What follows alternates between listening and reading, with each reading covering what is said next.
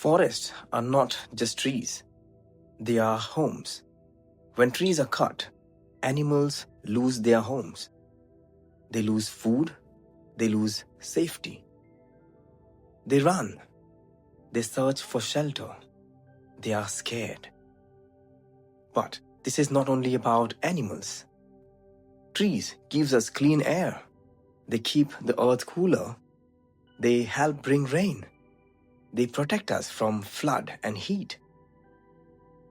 When forests disappear, life becomes harder for animals, for people, and for our children. The future of our children depends on what we protect today. Fewer trees means more heat, less water, more problems. Animals suffer first, people suffer next, children live with the results. Forest will not last forever. Every tree matters. Saving forest is not a choice anymore. It is our responsibility. Protect forest, protect animals, protect our children, and protect life.